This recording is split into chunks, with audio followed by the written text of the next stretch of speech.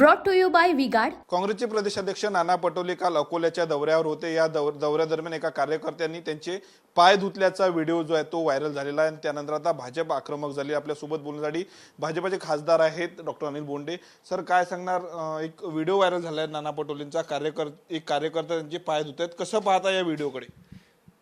थोडंसं यश मिळालं की त्यांच्या डोक्यामध्ये मस्ती घुसते आणि सगळ्यांना ते गुलामच समजतात।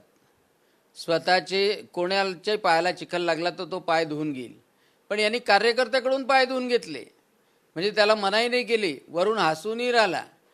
आणि या लोकांची मानसिकताच अशी आहे की काँग्रेस प्रदेशाध्यक्ष असला तर तो वरच्याची चमचेगिरी करते आणि त्याची चमचेगिरी खालच्या कार्यकर्त्यांनी केली पाहिजे, जनतेने केली पाहिजे असं त्याला वाटते। आणि त्याच्यामुळं या लोकांची सरंजामशाहीची मनोवृत्ती आहे, हुकुमशाहीची मनोवृत्ती आहे, लोकांना गुलाम समजण्याची मनोवृत्ती आहे। आणि म्हणून या नाना पटोलेची मस्ती ही जनताच उतरवणार आहे, परंतु या नाना पटोलेच्या पायाचा चिखल भाइयों बहनों, उनके राज में पावर रहे अनस्टेबल और हम रखे सब स्मूथ और स्टेबल।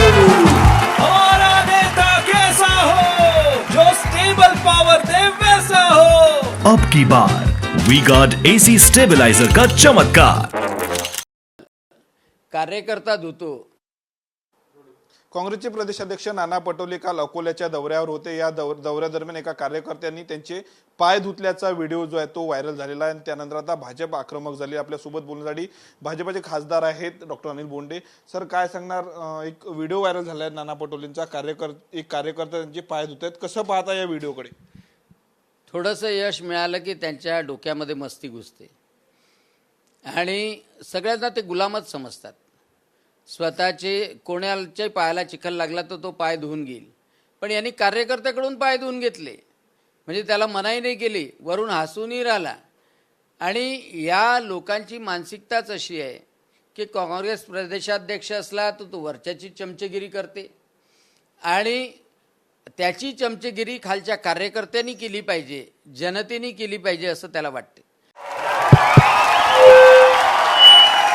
उनका बैकअप सिर्फ कल तक और हमारा चांद तक। हमारा नेता कैसा हो जो नॉन स्टॉप बैकअप दे वैसा हो। अब की बार V-Guard इन्वर्टर बैटरी का चमत्कार। आणि त्याच्यामुळं या लोकांची सरंजामशाहीची मनोवृत्ती आहे, हुकुमशाहीची मनोवृत्ती आहे, लोकांना गुलाम समजण्याची मनोवृत्ती आहे। आणि म्हणून या नाना पटोलेची मस्ती ही जनताच उतरवणार आहे, परंतु या नाना पटोलेच्या पायाचा चिखल कार्यकर्ता धुतो, त्याची त्याला लाज वाटली पाहिजे। याच्यासाठी भारतीय जनता पक्ष निषेध तर करतोच आहे आणि नाना पटोलेवर ठिकठिकाणी चिखल लगाव आंदोलनसुद्धा निश्चितपणे भारतीय जनता पक्षातर्फे कार्यकर्ते करण्याच्या मानसिकतेत आहे। आणि त्याच्यामुळं नाना पटोले एका पायाचा चिखल काढू शकेल, परंतु दुर्दैवानं त्यांनी जी गुलामीची मानसिकता डोक्यात भरलेली आहे, सरंजामशाहीची मानसिकता भरलेली आहे, मस्तीची मानसिकता भरली आहे, ती लोक निश्चितपणे उतरवणार आहे।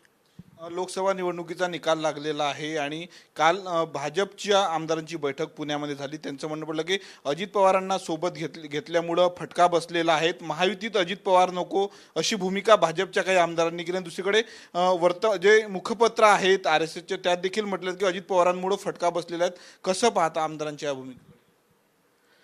महायुतीचा निर्णय हा सर्व पक्षांनी घेतला आहे, भारतीय जनता पक्षाने घेतला आहे आणि मला असं वाटतं की सर्वांची मदत झाली आणि विभिन्न कारणं जे काही पराजयासाठी असतील त्यावर निश्चितपणे विचारमंथन होणार आहे आणि त्याच्यामुळं कोणाला एकट्याला जबाबदार धरणं किंवा त्याची वाच्यता करणं ती काही योग्य होणार नाही।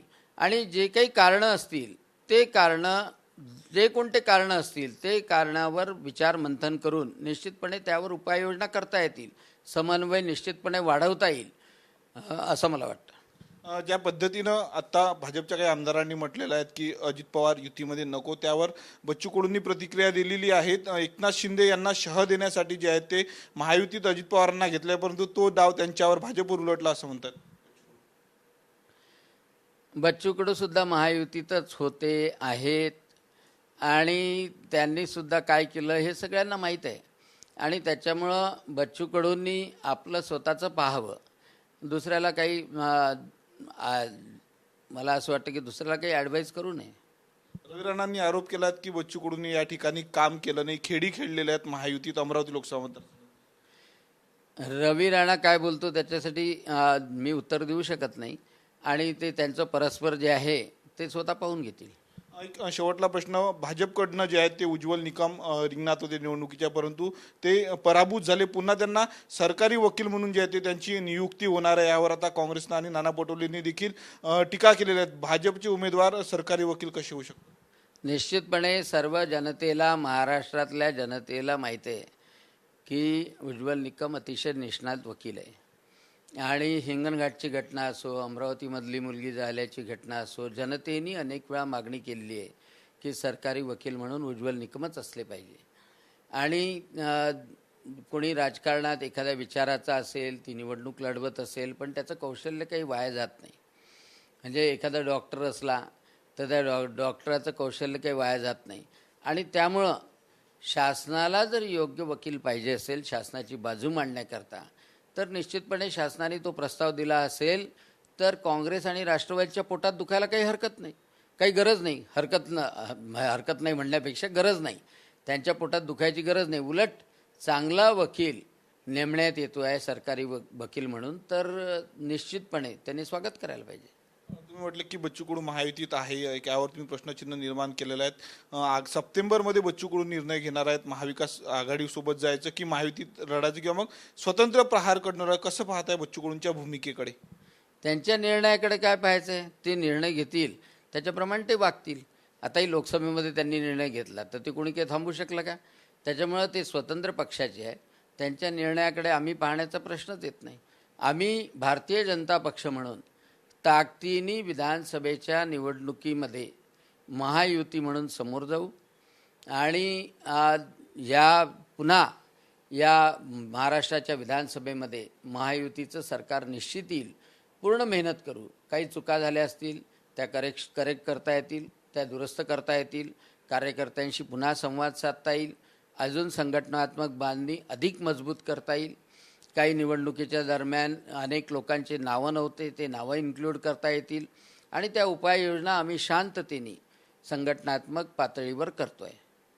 नक्कीच. तर हे होते खासदार अनिल बोंडे. कॅमेरामन विकी चव्हाणसह मी Swapnil Umap, TV9 Marathi, Amravati. Brought to you by V-Guard.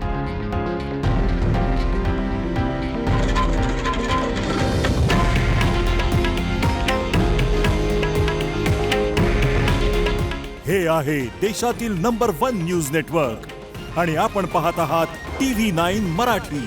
काळजी तुमची, हित महाराष्ट्राचं.